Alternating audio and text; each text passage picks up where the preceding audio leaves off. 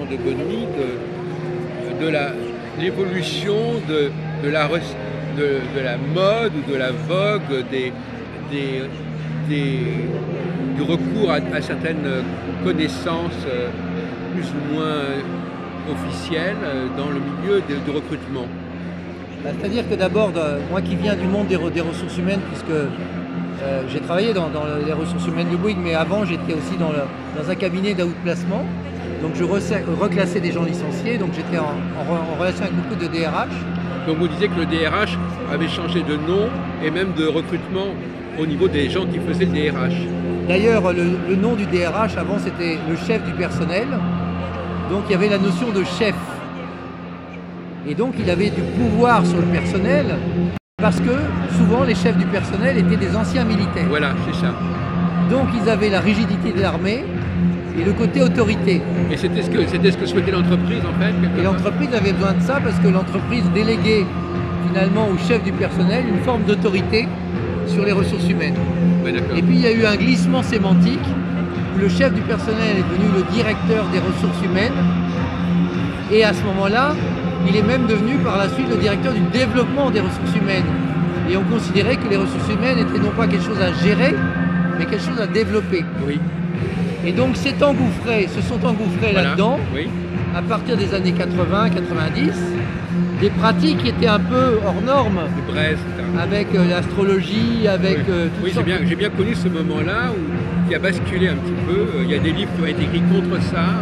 Et parallèlement, vous voyez, le CJD, le Centre des jeunes dirigeants, avant il s'appelait le Centre des jeunes patrons.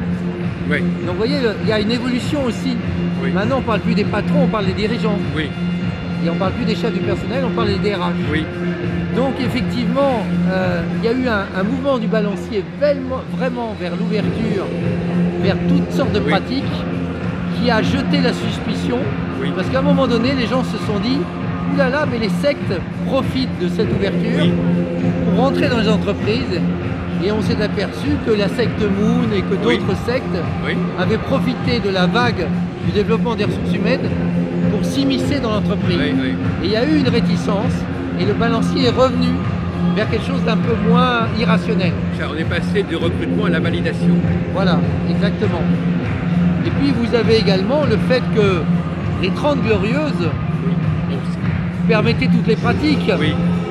Et qu'à un moment donné, à partir du moment où il n'y avait plus de rentabilité, les entreprises étaient axées sur l'efficacité et pas seulement sur le fait de s'axer sur des méthodes rigolotes, hors normes, mais il fallait être pragmatique. Donc c'est pour ça que le balancier est revenu aussi. Alors vous-même, comment vous avez vécu ces périodes, ces décennies? Ça a changé votre positionnement? Par exemple, il y a 30 ans, tout ce qui était inné était mal vu. Oui. Alors ça reste encore difficile, mais depuis l'an 2000 et depuis qu'on a séquencé le génome, ma pratique est un peu mieux acceptée. Oui. Mais il faut que je continue d'évangéliser en montrant qu'il n'y a pas l'inné ou l'acquis, mais qu'il y a l'inné et l'acquis, de la même manière qu'il y a la géographie et l'histoire, et pas la géographie ou l'histoire. Et que l'un est conditionné par l'autre. Alors, excusez-moi, petite parenthèse, qu'est-ce qu'il faut entendre par la séquentialité du génome?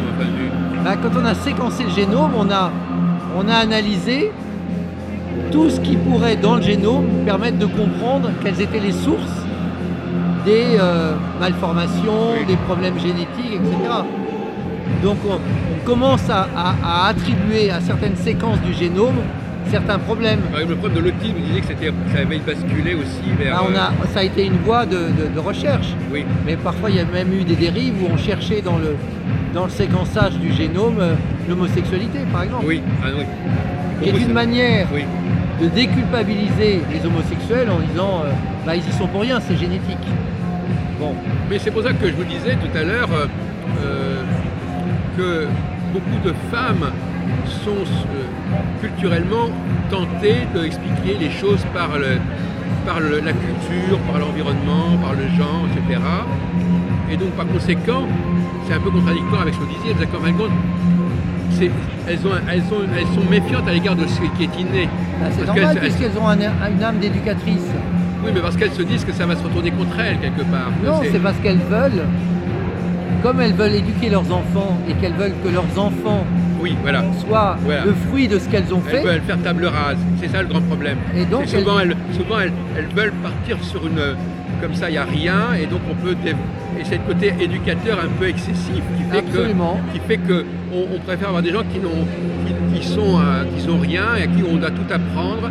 Il n'y a pas besoin de s'adapter à la personne. Ouais. Et oui, Et c'est aussi pour ça qu'il y a plus d'institutrices que d'instituteurs. oui, mais c'est... Parce qu'il y a ce côté Mais c'est éducation. aussi parce que, enfin, moi je prends parfois des propos un peu misogynes, je vous le dis tout de suite, parce que il est évident, par exemple, que si on demande que par exemple, une machine peut plus facilement enseigner quand on ne tient pas compte du public. Si vous avez un public dont on n'a pas à tenir compte, vous branchez le disque et puis voilà, le disque sort. Oui. Alors que si vous devez travailler avec des gens qu'il faut connaître, on ne peut pas faire passer ça par une machine. Non. Non, c'est-à-dire qu'effectivement, il y a des éléments. D'ailleurs, il y a une question qui se pose, c'est quels sont est-ce que les femmes, dans les 20 années qui vont venir, ne vont pas être handicapées par le développement de l'informatique, des machines de plus en plus intelligentes, qui peuvent faire des travaux qu'elles-mêmes réalisent en fait. Non, parce que c'est ce que d'ailleurs disait un chercheur ce matin sur France Inter. Ah oui? Il parlait justement de l'intelligence artificielle Oui. et de ce qu'on appelle le machine learning. Et le machine learning ou le deep learning, c'est la capacité de l'ordinateur à progresser par lui-même. Oui. Et donc le chercheur disait, mais de toute façon l'ordinateur ne sera jamais aussi subtil qu'un cerveau humain. Oui, mais si on se contente simplement de débiter un savoir... Non, mais il y a, si vous voulez, il y a l'apprentissage quantitatif et l'apprentissage qualitatif. Et donc, par exemple, un bébé, il expliquait ça ce matin, un bébé, à l'âge de 8 mois, est capable de distinguer les objets qui peuvent tomber et les objets qui ne peuvent pas tomber. Oui. C'est pour ça d'ailleurs qu'il s'amuse à faire tomber sa cuillère de sa table, oui. parce qu'il expérimente la notion de gravité. D'accord. Eh bien, l'ordinateur, quand il voit les objets, il ne sait pas lesquels sont soumis à la gravité et lesquels ne sont pas soumis à la gravité. Donc il y a une subtilité dans l'esprit humain qui fait qu'on a une longueur d'avance encore sur l'ordinateur. Non, mais moi, ce que j'étais en train de dire, c'était pas ça. J'étais en train de dire, peut-être que mon discours est un peu vicieux, en train de dire que d'ailleurs, je rebondissais un peu sur ce que vous disiez. Vous disiez, les femmes aiment bien transmettre un savoir, et notamment à des personnes qui ne savent pas grand-chose. Donc on peut dire que c'est un acte plus ou moins, c'est un acte qui ne demande pas beaucoup d'écoute de ce qui se passe autour de soi. Puisque finalement, si comme vous vous demandez à une conférencière d'arriver dans un groupe, la conférencière elle dit bon voilà, je vais vous dire ce que je vais préparer. L'homme aura plutôt tendance à dire de faire connaissance avec le groupe avant de commencer à faire son exposé, voyez. Je dirais oui, mais je pense que vous constatez quelque chose en l'expliquant de manière erronée.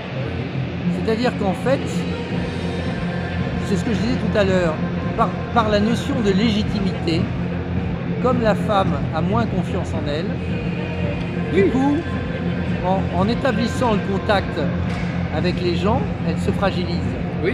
Donc elle va émettre son information. Oui, d'accord. Mais l'homme, lui, il a envie de créer du contact avec, parce que il se dit, si je comprends les gens avec lesquels, à qui j'enseigne, je vais pouvoir personnaliser les choses. Je ne vais pas parler dans le vide. Et j'aurai un impact plus important. Après, ça sert de dire des choses que les gens savent déjà. Mais il faut intervenir. A posteriori, comme la femme a plus d'intuition, elle va être plus à l'écoute des signaux faibles de l'auditoire. Et finalement, elle en tiendra compte alors qu'elle ne devait pas en tenir compte. Alors que l'homme croit en tenir compte, mais se comporte comme un bulldozer et finalement il n'en tient pas compte. Bon, d'accord, oui. Mais on a l'exemple de Socrate, enfin je veux dire quand même, moi je connais par exemple les cafés philo par exemple, on voit que même quand il y a des femmes dans les cafés philo, elles interviennent beaucoup moins, on les entend beaucoup moins que les hommes par exemple. C'est toujours une question de légitimité. Oui. Mais ça veut dire aussi que d'abord il faut distinguer l'oral et l'écrit. Oui. Il y a des personnes, l'intelligence ne fonctionne pas du tout de la même manière quand on écoute quelqu'un parler et quand on lit un texte. Ça demande, moi à mon avis, je ne sais pas ce qu'on pensait, le cerveau doit dépenser beaucoup plus d'énergie à écouter une parole qu'à lire un texte, parce qu'il faut décrypter, etc. Alors que le texte est déjà déjà été décrypté.